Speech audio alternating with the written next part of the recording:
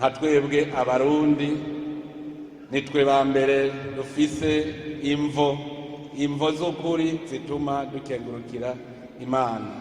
Ni igitangaza kibaye ku Burundi kuko n'ubwa mbere amatora aba mu gihugu cy'u Burundi tukayaheza tugaguma twibereye mu mahoro, mu mutekano n'impore mu mitima yacu. N'ubwa mbere dukomera amashimano.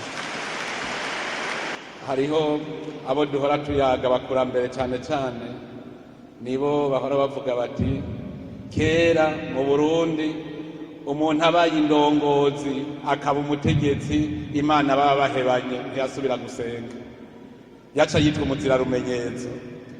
None nimurabe ingene ubu Imana yabihinduye byose gushikaho igihugu cy'u Burundi twese twumva yuko ari Imana duhaye ikibanza ca mbere, ikaja imbere yacu, kandi nayo igace twereka iti ko munsezeraniye kunshira imbere nanje ndabemereye.